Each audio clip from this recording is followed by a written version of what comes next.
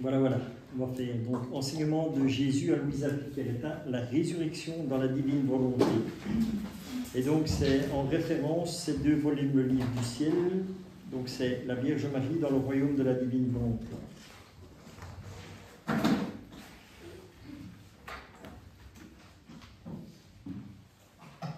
Alors, Louisa Marie, maman, admirable, me voici de nouveau sur tes genoux maternels.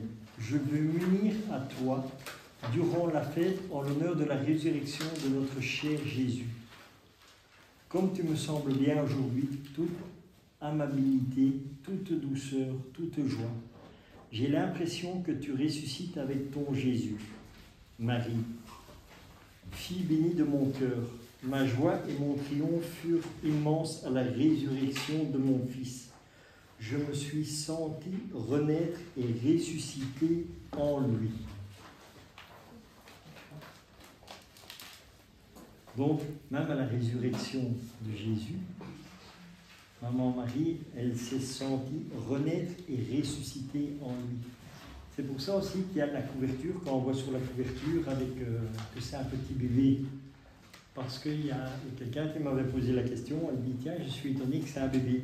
Et oui, voilà, pourquoi? Parce que on dit, je me sentis renaître et ressusciter en lui.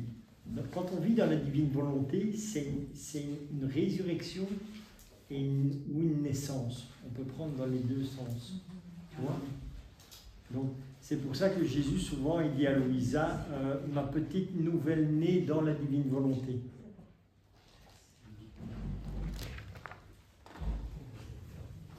Jésus, écoute ma petite, voilà, ici, écoute ma petite nouveau-née de ma divine volonté.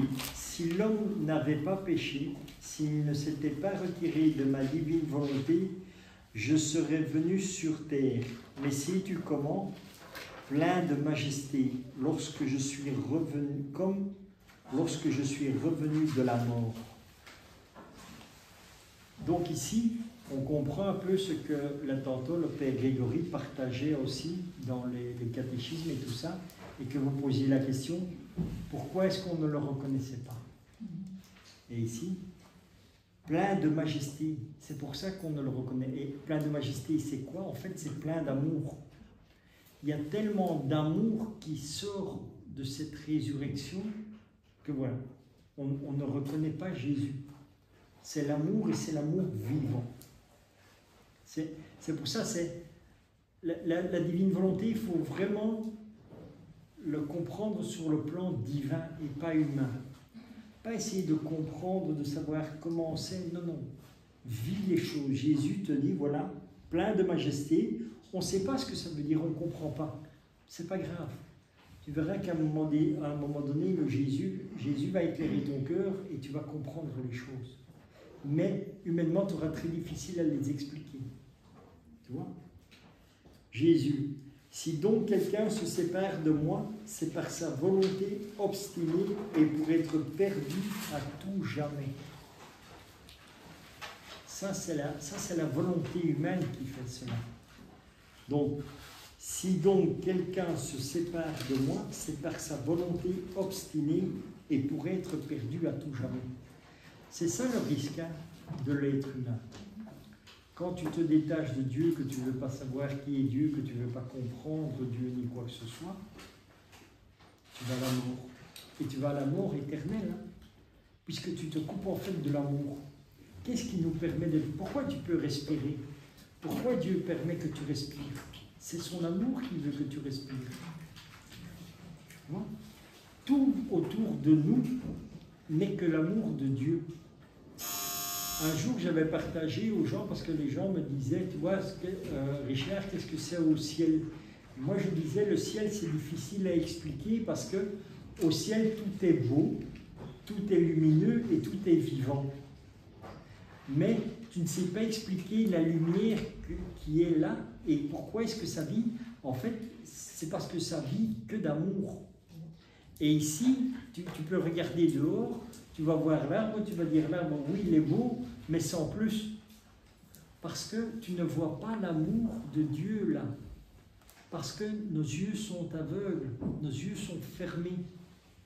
Tandis que quand tu commences à rentrer dans la divine volonté, moi c'est même quelque chose que j'ai constaté personnellement, ce que j'ai vu au ciel, je commence à le voir ici sur la terre.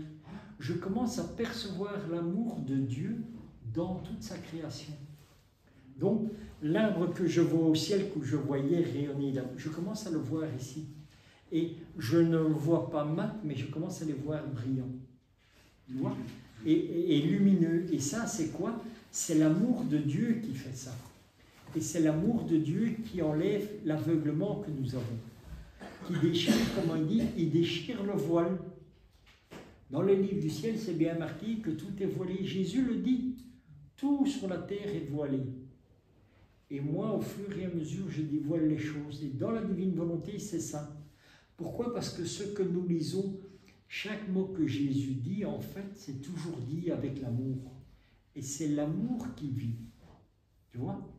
Donc, les textes, quand tu vas lire des textes, le mot, en fait, c'est un mot d'amour que Dieu te dit. Et l'amour commence à vivre en toi. C'est la même chose avec l'évangile. Le seul problème, c'est qu'on n'a jamais essayé de comprendre la profondeur de l'évangile. Parce que notre humanité fait que nous avons toujours une réflexion humaine. Et en réalité, quand tu vas voir que tu vas lire les livres du ciel, que tu vas avoir un certain cheminement, que tu vas être arrivé à un certain nombre de livres, tu vas te rendre compte que quand tu vas lire l'évangile, tu vas comprendre l'évangile d'une manière complètement différente. Pourquoi? Parce que toute la lumière qui est entrée en toi, Jésus la met en mouvement quelque part. Tu vois? Et c'est ça qui va te donner une lumière sur l'évangile. Pourquoi? Parce que dans l'évangile, tu vas découvrir que c'est l'amour de Dieu. Et l'amour de Dieu, encore une fois, va commencer à vivre. Et la divine volonté, ce n'est que ça. Ce n'est que l'amour. Et si tu te coupes de ça, eh bien, où tu vas terminer, c'est forcément en enfer. Si tu mets Dieu, tu rejettes la vie. Parce que Jésus dit, je suis le chemin, la vérité et la vie. Si tu te coupes de Dieu, ben, tu n'as plus tout ça. Donc, si tu n'es plus sur le chemin, tu n'as plus la vérité, tu n'as plus la vie.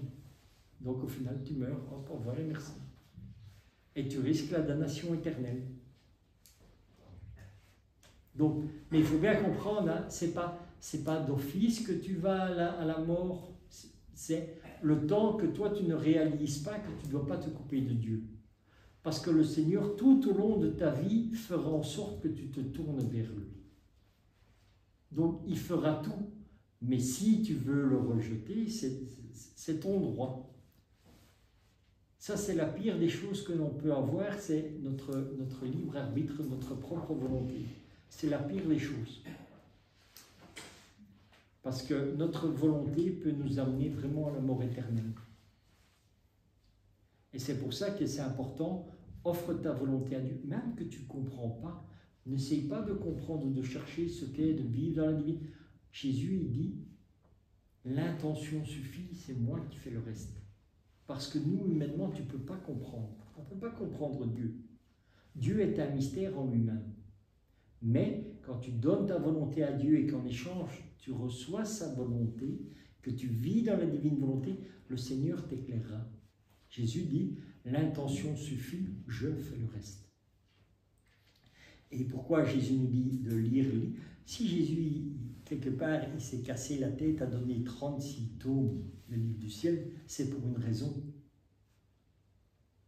Donc, il nous montre vraiment que c'est un chemin que nous devons prendre. Et c'est lui qui donne l'enseignement. Et c'est lui qui fera les choses. Nous, c'est juste l'intention que nous devons avoir. Et tu vas voir que quand cette intention, tu la donnes à Dieu, tu vas sentir un amour qui va arriver sur ton cœur et sur ton âme. Et tu vas le vivre. Comment? Je ne sais pas. Mais c'est Dieu qui le fera. Et confiance en ça. Dieu est venu pour nous sauver. Hein.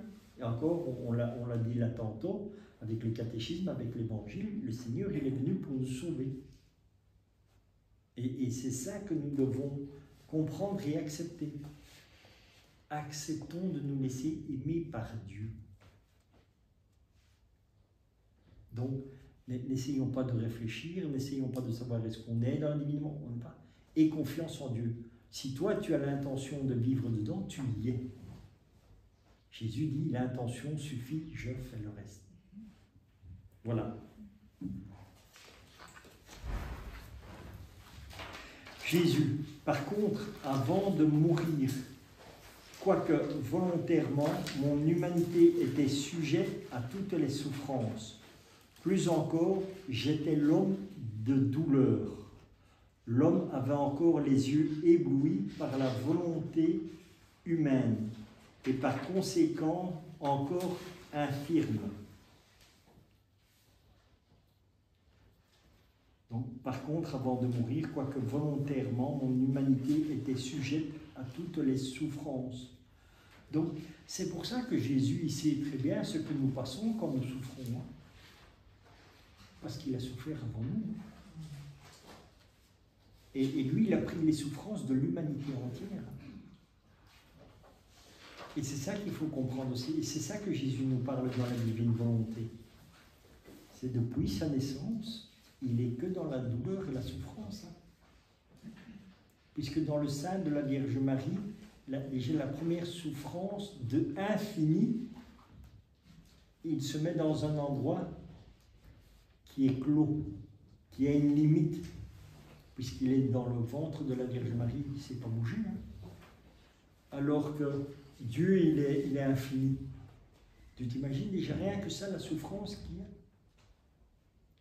Et puis, il répare.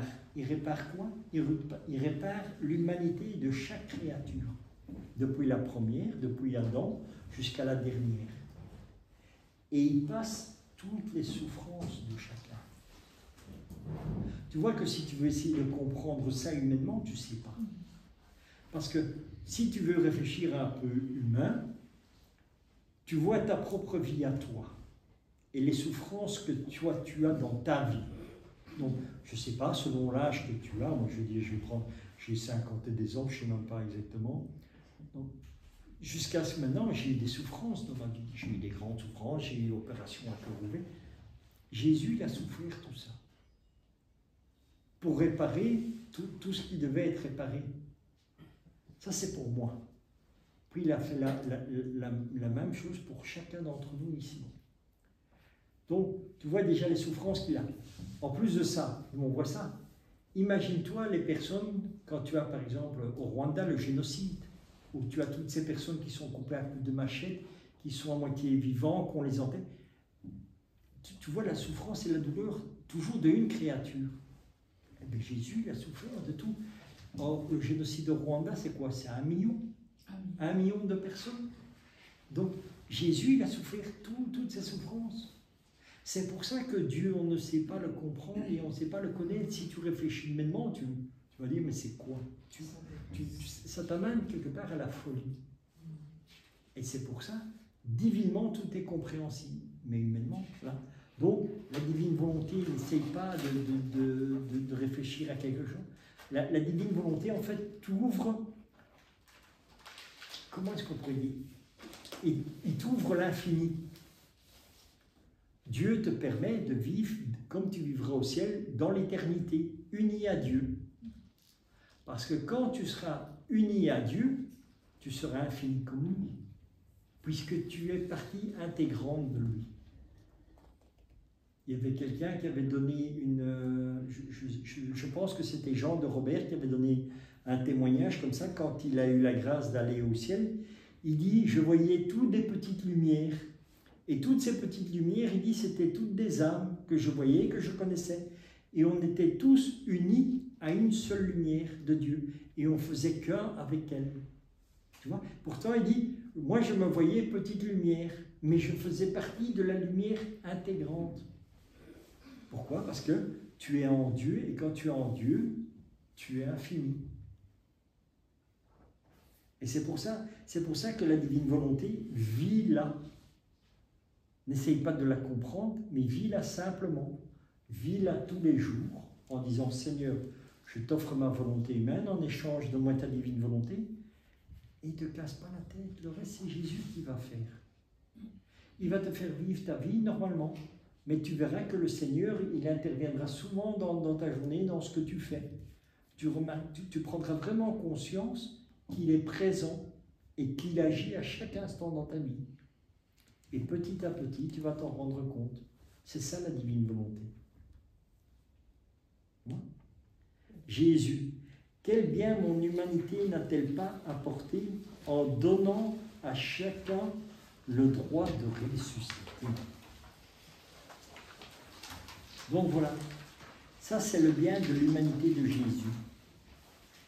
En donnant à chacun le droit de ressusciter. En se retirant de ma volonté, l'homme avait tout perdu. Il avait brisé le lien qui le rattachait à Dieu et abandonné tous les droits aux bienfaits de son Créateur. Donc, par sa résurrection, Jésus nous donne le droit à chacun de ressusciter. Ressusciter comment? Non seulement on peut ressusciter déjà ici spirituellement, mais nous ressusciterons dans la gloire éternelle, comme lui l'a fait, où on rentrera dans l'éternité.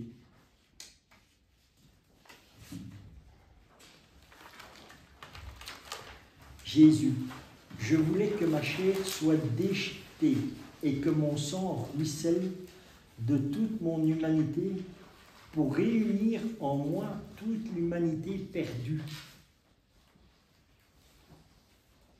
C'est aussi quand même encore quelque chose d'extraordinaire. Hein? Nous voyons la passion de Jésus. Tu vas au cinéma, tu vas voir le film de Mel Gibson, La Passion qu'il a fait, où tu vois, quand il flagelle Jésus, tu vois les chairs déchiquetées partir. Mais je voulais que ma chair soit déchiquetée et mon sang ruisselé de toute mon humanité pour réunir en moi toute l'humanité perdue. Donc, de parce que lui, il est déchiré, lui, il répare en même temps, il refait tout pour ramener tous les enfants qui sont partis de lui. Et nous sommes partis tellement loin que c'est obligé que c'est sa chair qui soit déchiquetée. Parce que Jésus, il perd de la chair, tu vois, de la chair. Mais quand Jésus ressuscite, toute la chair est de nouveau là. Donc il a repris toute l'humanité.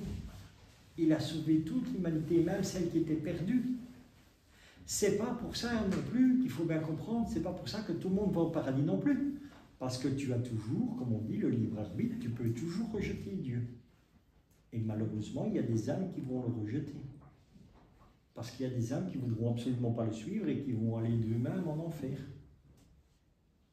Mais ceux qui vont en enfer, c'est de leur plein gré qu'ils y vont. Hein. Ce n'est pas Dieu qui les met en enfer. Hein. Parce que ça aussi, c'est des erreurs que beaucoup croient, hein, que c'est Dieu qui va te condamner à l'enfer. Ce n'est pas vrai. Hein. Dieu ne condamne aucune âme à l'enfer. Hein. C'est nous-mêmes qui allons en enfer. Pourquoi? Parce qu'on se sépare de Dieu, on ne veut pas de Dieu, on ne veut pas de l'amour. Bon, le Seigneur, il te laisse libre. Fais comme tu veux. Moi, je veux que tu viennes avec moi, mais si tu ne veux pas, voilà. Jésus, en fait, de tout ce qui a été déchiqueté de mon humanité, chair, sang, cheveux, rien ne demeure dispersé à ma résurrection, mais tout fut réuni à nouveau à mon humanité. Ouais, c'est ce que je viens juste de partager avant. Ce faisant, j'incorporais toutes les créatures à moi. Donc, c'est pour ça que Jésus permet, parce que toute la passion de Jésus, c'est Dieu qui le permet. Hein. C'est lui qui va à sa passion. Hein. C'est pas qu'on le prend et qu'on lui fait la... Non, non. C'est Jésus qui dit, moi je vais aller. Je vais m'offrir, je suis l'agneau qu'on va immoler. Donc il y va de lui-même. Il y va pourquoi? pour racheter toute l'humanité. Mais comme l'humanité est pécheresse et que tu vois le nombre de péchés, c'est pour ça que Jésus a eu autant de souffrances à passer. Et donc tout est à nouveau réuni à son humanité. Et c'est ça que je dis, quand on voit la résurrection de Dieu, c'est la lumière de Pâques, tu peux dire que c'est l'Esprit Saint en puissance qui est là. C'est pas encore l'être divin, parce que l'être divin ne mange pas. Jésus, quand il ressuscite, avec les apôtres, il va les manger. Il va partager avec eux. Il est dans la lumière pascale. Donc ça veut dire qu'il est toujours humain, mais la divinité a pris le dessus. Et comme le Père Grégory expliquait là tantôt, sur le chemin d'Emmaüs, il parlait et personne ne le reconnaissait. Et puis il était à un endroit et il apparaissait. Comme les apôtres aussi, ils sont enfermés et Jésus il apparaît à l'intérieur. Et pourtant, c'est dans un passage comme ça de l'Évangile où Jésus il est à l'intérieur, donc tout est fermé, Jésus est là, et il y a saint Thomas qui vient et dit « Mets ton doigt dans mes plaies, mets ta main dans mon côté ». Donc ça veut dire que son corps, il est bien là avec un corps, tu vois, mais le corps qui est dans la lumière pascale.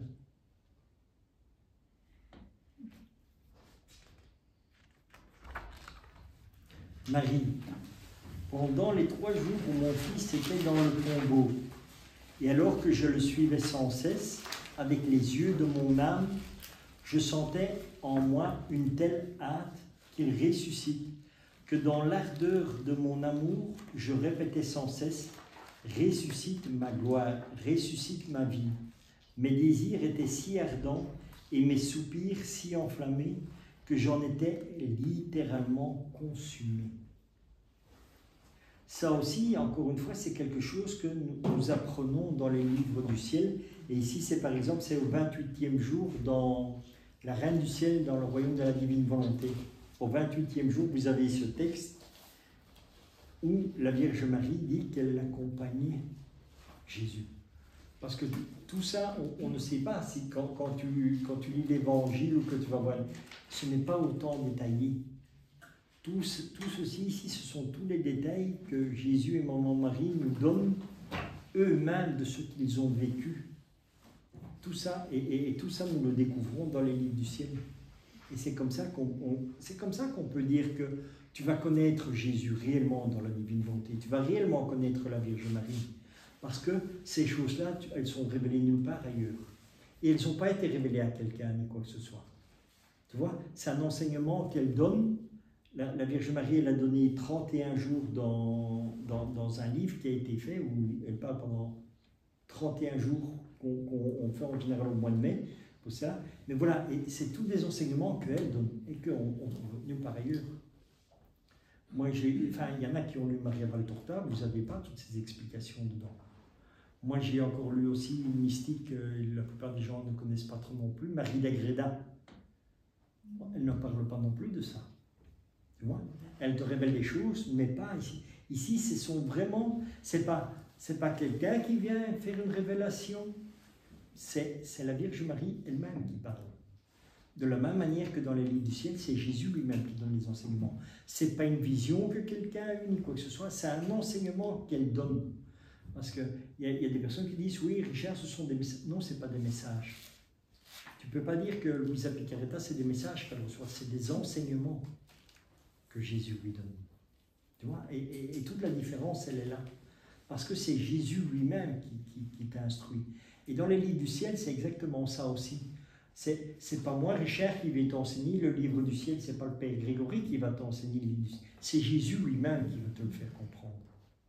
Nous, on partage des choses que, voilà, le Seigneur nous permet de comprendre, de savoir, et nous, on vous le partage ici, on donne un petit peu plus de détails de ce que nous avons reçu Mais toi, après, tu vas aller lire le même passage et tu vas voir que le Seigneur va encore te donner, comme dit Louisa, encore plus de lumière.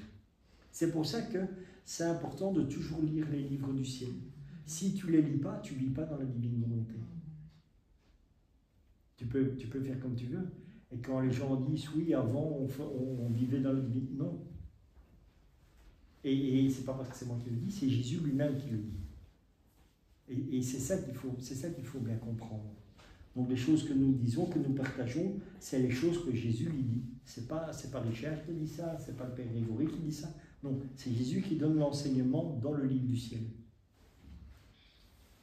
Marie, triomphalement, en faisant usage de sa puissance, il commanda à son humanité morte de recevoir de nouveau son âme et de ressusciter pour une vie immortelle.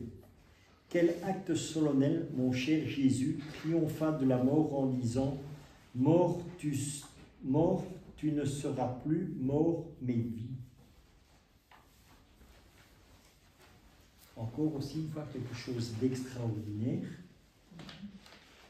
Il commanda à son humanité morte de recevoir son âme à nouveau. Donc le corps de Jésus, il est là, il est mort.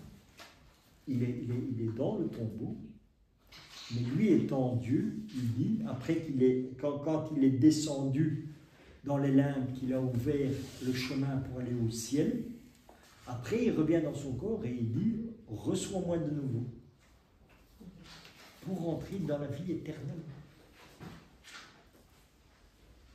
Il n'y a que Dieu qui sait faire ça.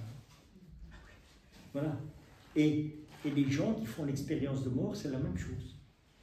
Mais, encore une fois, là c'est Dieu qui dit à l'âme, retourne. De la même manière que l'expérience que moi j'ai eue de mort, moi je ne voulais pas revenir, le Seigneur il a dit, ton temps n'est pas revenu, tu dois revenir. Boum, et il m'a remis. Tu vois, c'est pas moi qui ai dit, je vais rentrer, je ne sais même pas comment rentrer, je ne sais même pas comment être dans mon corps, voilà. Donc Jésus, oui, il dit, boum, à l'âme, retourne dans le corps, boum, ben, c'est ce que Jésus l'a fait avec moi. Et il n'y a pas qu'avec moi, il y a plein de gens qui nous font cette expérience, voilà. C'est ça la puissance de Dieu. Dieu fait ce qu'il veut, parce qu'il est Dieu.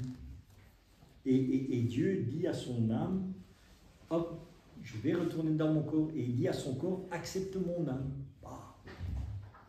Et lui, il revient avec le corps glorieux, avec la lumière pascale, en fait. Parce que quand il va monter, au moment où il y aura l'ascension, là, il va avoir son corps glorieux, le corps divin. Donc, ça veut dire qu'il va retourner en Dieu. Il retourne de là où il est venu. Il retourne au Père. Et il ne fait qu'un avec le Père. Et là, ce n'est plus la lumière pascale, mais c'est le divin qui est là. La divinité pure de Dieu.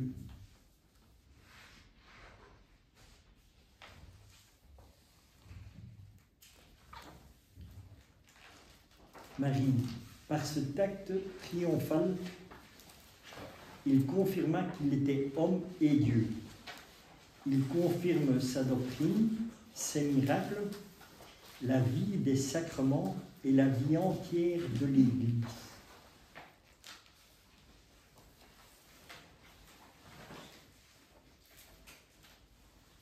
Donc, par cet acte triomphal, il confirma qu'il était homme et Dieu.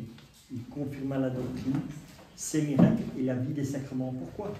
Parce que quand Jésus célèbre avant d'entrer dans la Passion, il y a la dernière scène où il instaure l'Eucharistie. Les miracles, tout le monde a vu tous les miracles qu'il a fait durant sa vie. La vie des sacrements et la vie entière de l'Église, les sacrements et tout ça, ça arrive où? Au moment où Jésus il est transpercé aussi. L'eau et le sang. C'est ça aussi qui donne l'Eucharistie. Donc, il instaure l'Eucharistie quand on voit quand il partage le pain, et là où il nous le montre aussi, le sang, quand il est transpercé. Et quand tu fais attention, quand le prêtre célèbre l'Eucharistie, qu'est-ce qu'il met? le vin et l'eau. Tu vois? Donc, tout est confirmé à ce moment-là. Marie, non seulement cela, il triompha sur les volontés humaines affaiblies et presque mortes au bien, pour faire entrer en elle la vie de la divine volonté qui devait apporter aux créatures la plénitude de la sainteté et de tous les biens. Donc, non seulement cela, il triompha sur les volontés humaines affaiblies et presque mortes au bien. Donc, tu vois que ça partage bien ce que j'avais dit au départ, où les véritables morts, c'est nous autres. Nous, on est morts spirituellement parce qu'on n'a pas de vie avec Dieu, ni quoi que ce soit. Et donc, Jésus, il a fait, non seulement il triompha sur les volontés humaines affaiblies et presque mortes au bien pour faire rentrer en elle la vie de la divine volonté. C'est vrai que quand on se rend compte de ce qu'est la divine volonté, qu'on est vraiment touché, tu ressuscites. Boum! C'est vraiment une explosion qui se passe à l'intérieur de nous. Tu vas sentir une joie, tu vas sentir un amour quand tu vas lire. Moi, quand j'ai lu la première fois que j'ai ouvert le livre du ciel, j'ai commencé à lire, je ne savais même plus m'arrêter. J'étais plongé dans le livre, j'en avais témoigné parce que c'était à la retraite du père Dominique Dutoit, où j'ai lu, moi j'avais lu les 10 premiers tomes. Tellement que j'avais soif, tellement que je sentais l'amour de Dieu agissant en moi, je ne savais plus loin. Voilà, c'est ça la divine volonté. Ça te ressuscite, tu es réveillé, tu dis waouh, qu'est-ce qui se passe? Et là tu te rends compte, tu te dis, oui, mais au final, je connais rien de Dieu, quoi. Je ne le connais même pas. Tout ce temps que j'ai passé, je ne sais pas qui il est.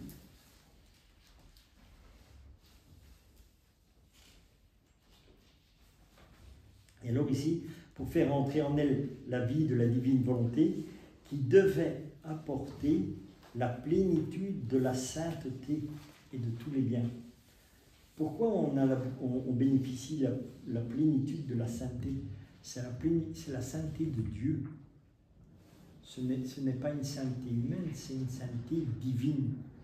Divine, encore une fois, parce que dans le temps, les autres saints, ils sont saints par les vertus. Ils sont saints dans leur humanité. Mais nous, on ne sera jamais un Padre Pio. Parce qu'on n'a pas ces vertus. On n'a pas la vertu de la mortification, on n'a pas la vertu de l'obéissance et tout ça. Parce que c'est dur. On peut essayer, on peut travailler, mais c'est pénible. Et Jésus dit, laisse-moi vivre en toi et tu vas avoir une sainteté qui n'a jamais été venue nulle part. La mienne, elle va rayonner en toi.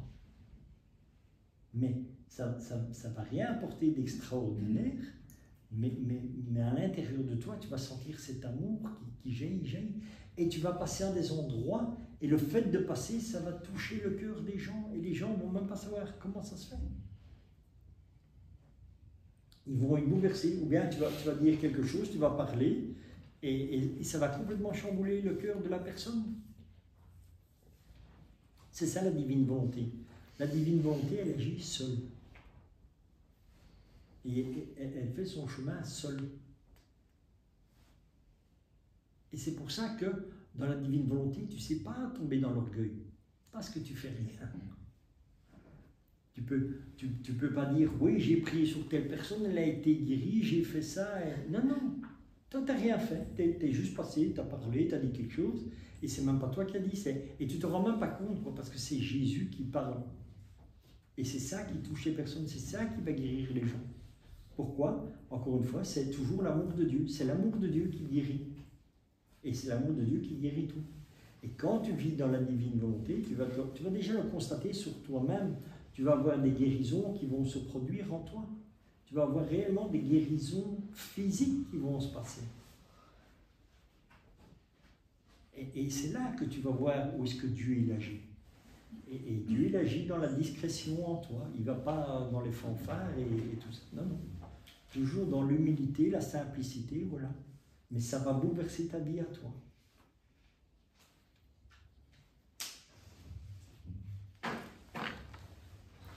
Jésus. Et tout comme ma mort, ma résurrection était nécessaire à mon amour. Car en faisant sa volonté, l'homme avait perdu la vie de ma volonté.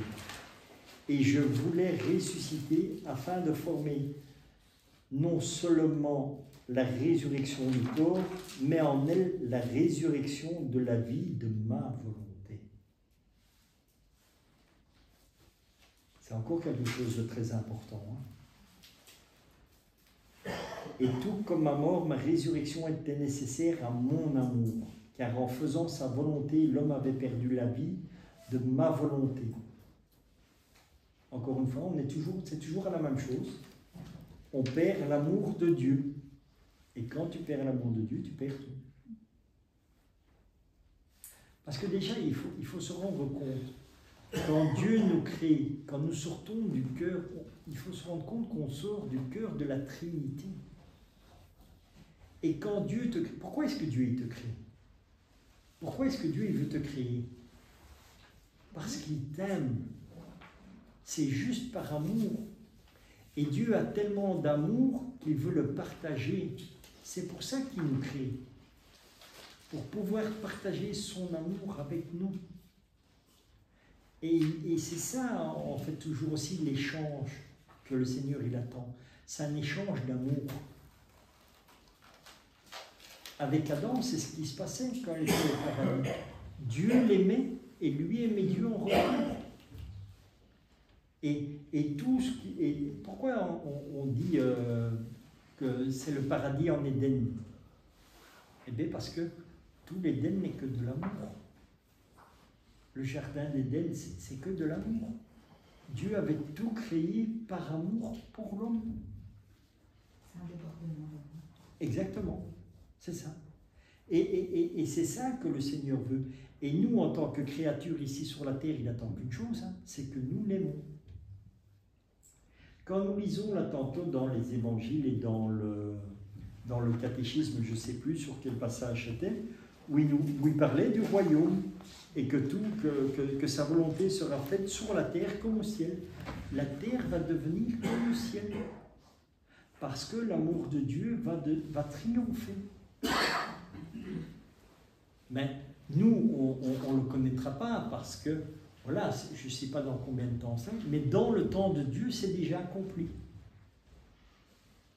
Dans notre temps à nous, ça n'est pas encore, mais dans le temps de Dieu, tout est déjà accompli. Donc, car en faisant sa volonté, l'homme avait perdu la vie de ma volonté, et je voulais ressusciter afin de former non seulement la résurrection du corps. Donc, déjà, quand nous avons cette conversion, c'est ça où le corps ressuscite aussi. C'est quand tu commences à vivre dans la divine volonté, ton corps va commencer à changer, puisqu'il va commencer à guérir. Mais on ne va pas s'en rendre compte directement, parce que notre corps est tellement détruit qu'il faut le temps pour que tout se remette en place. Moi, ce que nous ne pensons pas et qu'on ne comprend pas, toutes les blessures physiques que tu as, avant qu'elles étaient des blessures physiques, c'était des blessures sur l'âme. Donc, l'âme a été tellement blessée, et comme nous n'avons pas le remède pour l'âme, c'est devenu sur notre corps physique. Tu vois? Et pourtant, le remède, nous l'avons pour l'âme, mais parce qu'on ne le sait pas, on ne le comprend pas. Et un des plus grands remèdes pour l'âme, c'est la confession. Ça, c'est le premier remède que Dieu donne pour restaurer l'âme, c'est la confession. Parce que la confession, c'est là où le sang, où nous sommes lavés, notre âme est lavée dans le sang du Christ. Et le sang du Christ restaure l'âme. Et quand ton âme va être restaurée, après, ça va devenir physique.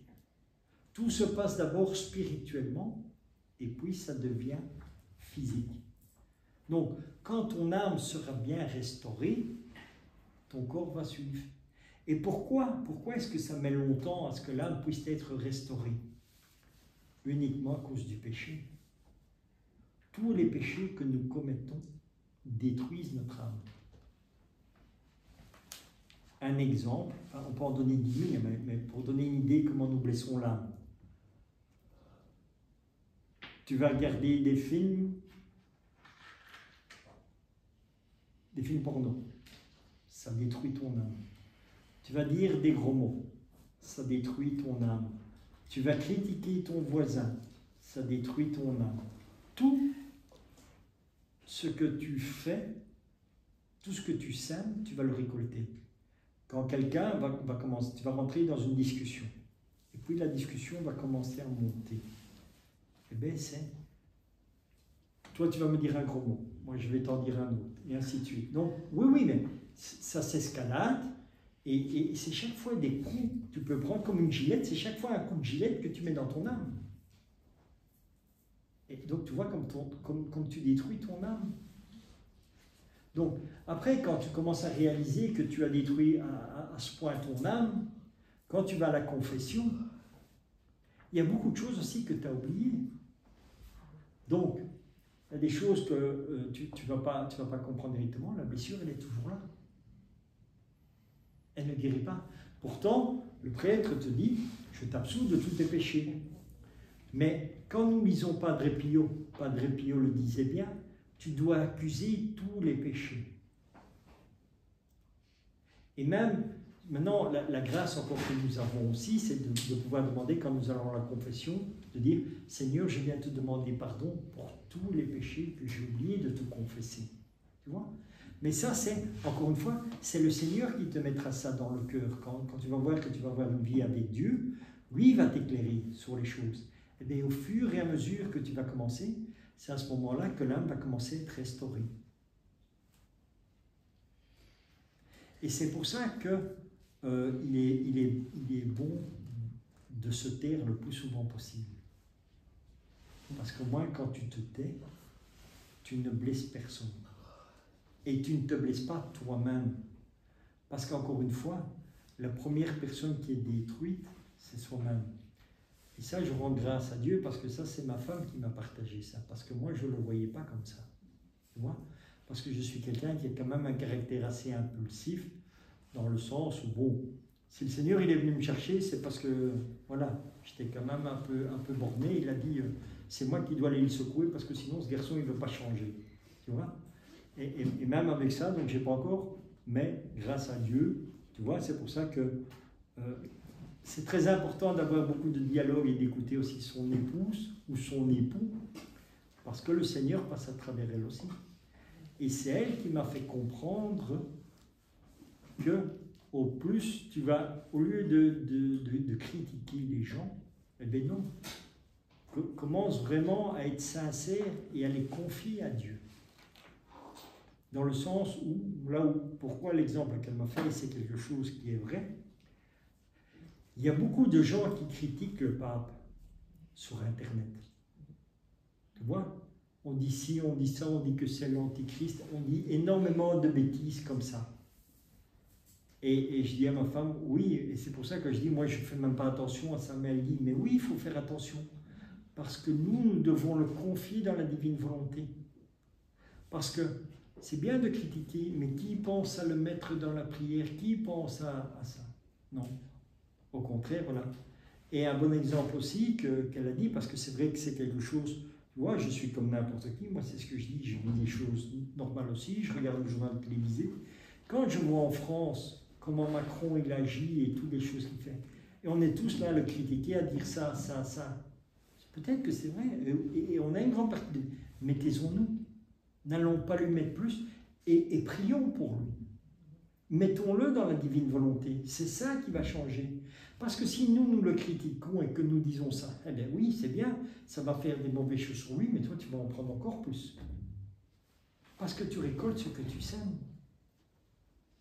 Et c'est comme ça que nous détruisons nos âmes. C'est comme ça que nous sortons de la divine volonté. Et encore une fois, c'est pour ça que nous avons un bon exemple avec la Vierge Marie.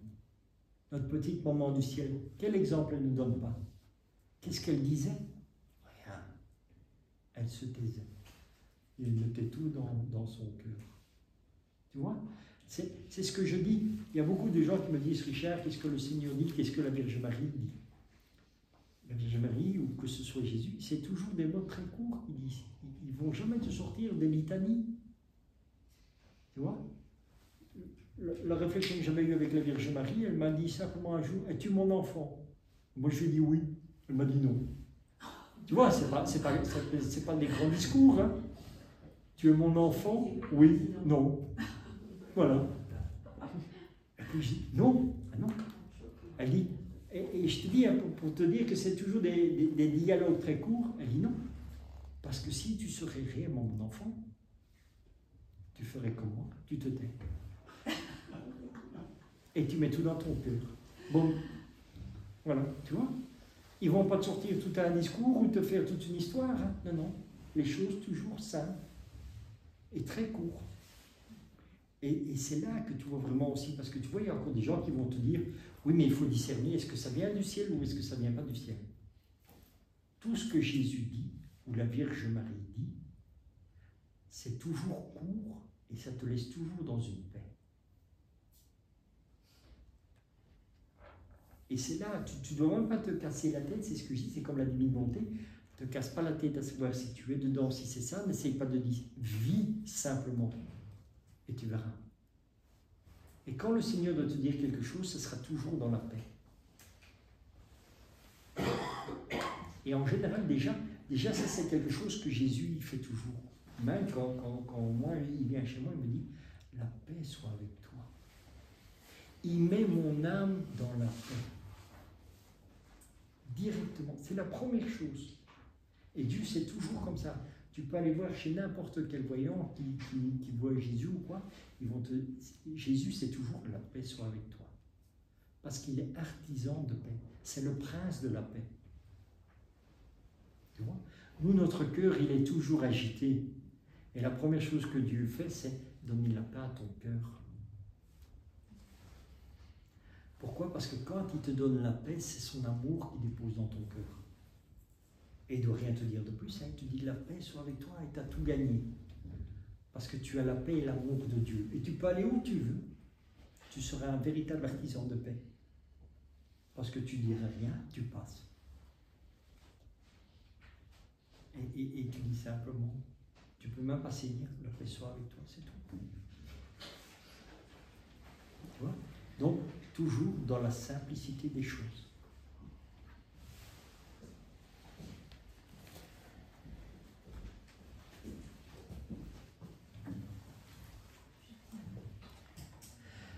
Louisa Marie, ô Sainte Mère, ne m'oublie pas dans cette joie et ce triomphe. Dépose dans mon âme la semence de la résurrection, afin que je ressuscite pleinement dans la divine volonté, et que je sois toujours uni à toi et à mon doux Jésus. Vous voyez, donc là encore, ça montre bien que c'est pas moi qui dis que on va ressusciter dans la divine volonté. C'est vraiment Louisa qui demande à la Vierge Marie, ô Sainte Mère, ne m'oublie pas dans cette joie et ce triomphe. Dépose dans mon âme la semence de la résurrection. De la même manière que pendant le temps du carême, nous allons au désert avec le Seigneur. Nous allons vivre ce temps où Satan va nous tenter de tout ce qui est possible et inimaginable. Nous allons aller avec Jésus, nous allons faire le chemin de croix jusqu'au tombeau. Nous allons mourir, mais nous mourrons réellement avec le Seigneur dans le tombeau. On ne se rend pas compte, mais spirituellement, tu vas et tu meurs avec le Seigneur. Et réellement, nous ressuscitons avec lui. Quand c'est la Pâque, quand c'est le jour de la résurrection, on ressuscite réellement avec lui. Parce que notre cœur et notre âme ont ressuscité avec lui. Tout ce que nous faisons dans la liturgie, nous le vivons. Mais on ne s'en rend pas compte. Chaque année, nous célébrons le carême, nous célébrons la Semaine Sainte, et bien chaque année, tu vas réellement au désert avec Jésus.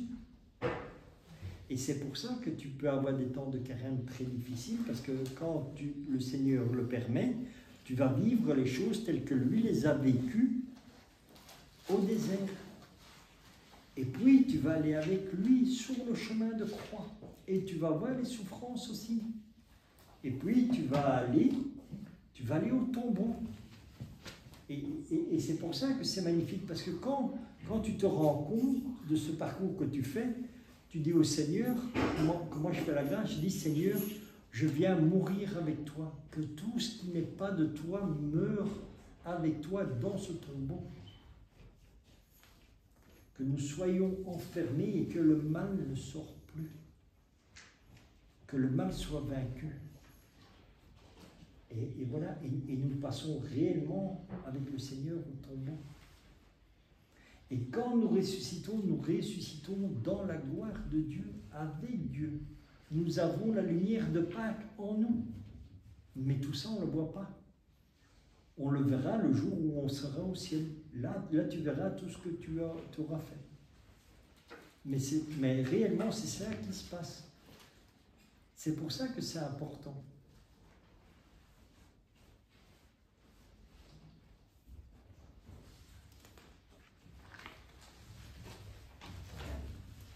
Marie, en même temps, il sema dans tous les corps le germe de leur résurrection à la gloire éternelle.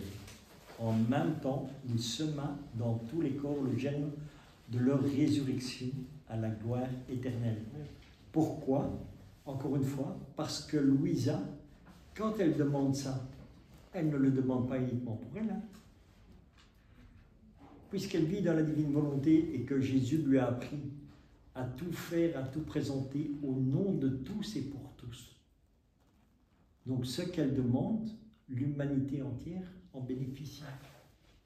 De la même manière que c'est pour ça que c'est important quand on lit les livres du ciel et d'apprendre et que Jésus dit « prie, mais prie comme moi ». C'est pour ça que c'est important de prier comme Jésus. Parce que quand tu pries comme Jésus, tu pries pour l'humanité entière et tu n'oublies personne. Mais si tu pries ton chapelet comme tu as l'habitude à ton intention, c'est bien, mais ça reste humain. C'est pour ça que Jésus dit « prie, mais prie comme moi ». Pourquoi? Parce que Jésus il prie au nom de tous et pour tous. Il n'y a jamais personne qui oublie. Nous, on va dire, tiens, je vais faire un chapelet pour ça, oui, mais tu as oublié qu'il y avait des autres âmes qui avaient besoin de ta prière et ils n'en bénéficient pas. Parce que tu n'y as pas pensé, que tu ne l'as pas offert à Dieu. Est-ce qu'on ne peut pas le faire pour les deux? Par exemple, présenter les personnes? Mais réfléchis 2 minutes. Oui. Si tu pries au nom de tous et pour tous, tu ne crois pas que la personne que tu as l'intention, elle est dedans? Elle n'est pas dans tous et pour tous. Alors, moi c'est pour ça, et c'est quelque chose, je trouve ça triste, mais c'est une vérité, parce qu'il y a des gens qui viennent chez moi et me disent « Richard, tu pries pour moi ?» Je leur dis non.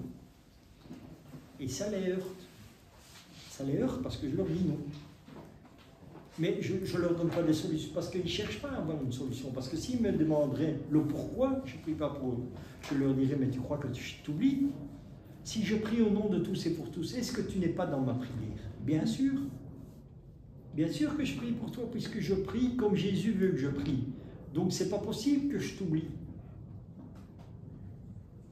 Mais comme les gens n'ont pas cette confiance de la divine volonté, ne veulent pas croire dans ça, je ne vais pas leur faciliter la tâche non plus. Je leur dis non. Tu vois, c'est juste comme ça, quoi. Tu vois, pour être un peu taquin.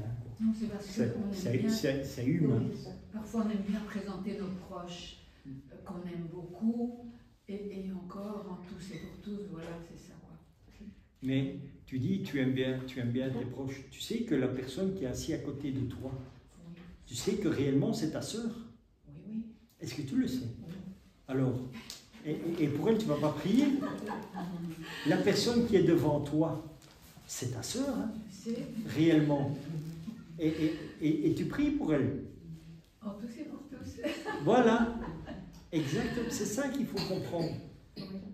Nous sommes tous enfants de Dieu. Nous venons tous du Père éternel. Donc nous sommes réellement tous frères et sœurs. Ce n'est pas une faute quand même. C'est humain. C'est humain, donc ça n'a aucun intérêt. Tu vois, c'est un peu cru ce que je dis, mais c'est vrai. Voilà, c'est humain. Et c'est triste parce que ce qui est humain est dépourvu d'amour. C'est ça que vous devez comprendre. Une volonté humaine, elle est dépourvue d'amour. Parce qu'il n'y a que Dieu qui est amour. Et si tu fais ce que Dieu veut, là c'est fait avec amour. Si tu pries comme Dieu, tu pries avec amour parce que c'est Dieu qui prie en toi, c'est pas toi qui prie. Oui. Maintenant, à propos des messes alors, les messes pour les défunts. Oui.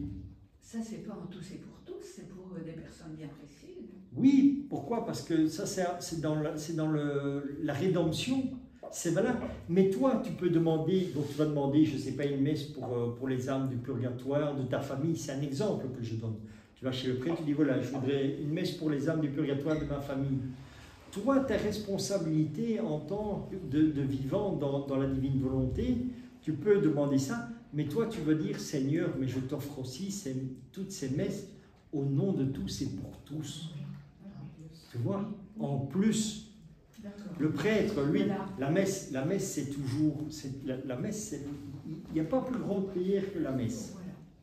Voilà. Mais là au moins dans la divine volonté aussi la messe. Parce que le prêtre à l'heure actuelle, il y en a beaucoup qui ne connaissent pas la divine volonté. Ou qui ne veulent pas la savoir, la divine volonté. Donc, toi, comme tu connais, tu as cette grâce de connaître ça. Demande au Seigneur, tu dis, Seigneur, que cette sainte messe soit célébrée dans la divine volonté. Elle y est alors. Oui, même si le prêtre ne le sait pas, c'est pas grave. Si, parce que le prêtre y sera, parce que toi tu lui as demandé. Oui. Je ne lui ai pas demandé directement, mais je l'ai demandé au Seigneur. Et c'est qui le principal? Bien sûr. C'est qui fait tout? Oui. C'est pas le prêtre, hein, c'est Dieu. Donc, si tu demandes à Dieu, tu crois que Dieu ne va pas le faire? Tout de suite? C'est ça, c'est simplement ça. Toujours comprendre que ce que nous faisons en dehors de Dieu, ben, il n'y a pas d'amour dedans. C'est ça qu'il faut comprendre. Parce que nous n'avons pas d'amour. Et l'amour que tu as, c'est l'amour que Dieu te donne. Et là, tu rends grâce à Dieu avec son amour. Tu dis, Seigneur, je t'offre l'amour que toi, tu m'as donné. C'est ça le divin. Tu rends à Dieu ce que Dieu t'a donné. Tu rends grâce à Dieu. Et tu rends gloire à Dieu. C'est ça, reconnaître notre petitesse.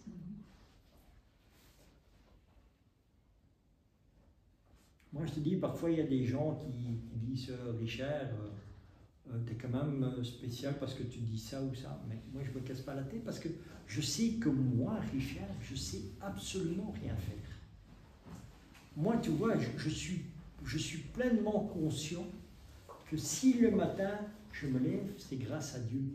C'est pour ça qu'il y a plein de gens qui me demandent toujours, Richard, comment ça va? Bien, grâce à Dieu.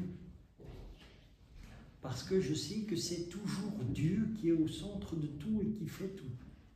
Si le matin j'ouvre mes yeux, c'est pas grâce à moi, c'est pas quelque chose de naturel, c'est une grâce que Dieu me donne. Si je respire, c'est pas que je sais respirer de moi-même, c'est parce que Dieu me permet de respirer. C'est te rendre compte que sans Dieu, tu n'es rien.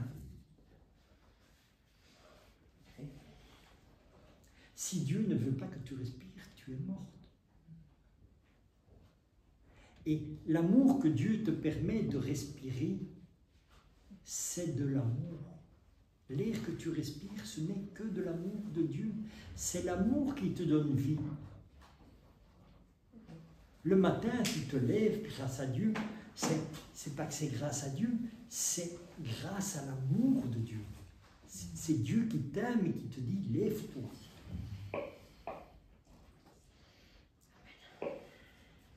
C'est juste ça. Et c'est ça, commencer à comprendre comment c'est possible de vivre dans la divine volonté. Tu vois? Donc, c'est pas compliqué. C'est savoir que sans Dieu, tu ne fais absolument rien. Donc, si tu sais boire, si tu sais lever ton bras et tout, c'est une grâce de Dieu. En lui, nous avons l'être, le mouvement et la vie. C'est marqué dans l'Évangile. Tu vois? Ah, mais encore une fois, on ne comprend pas.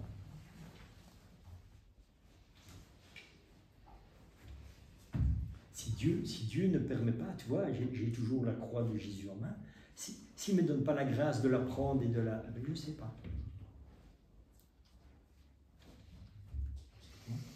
Et pour tout dans ta vie, c'est ça. Et c'est ça, reconnaître notre petitesse. C'est ça que Luisa Picaretta nous apprend et que Jésus lui dit. Apprends à trouver ta petitesse. Voilà. On dit, Luisa apprend l'humilité. Non, c'est au-delà de l'humilité.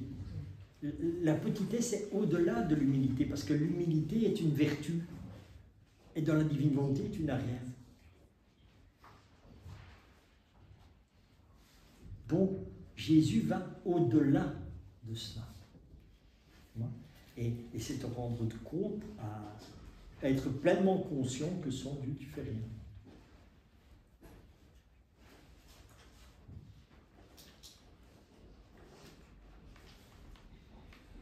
Ma fille, la résurrection de mon fils renferme tout, dit tout, confirme tout. Elle est l'acte le plus solennel qu'il fit par amour pour les créatures. Donc, c'est le plus grand acte qu'il a fait par amour pour les créatures.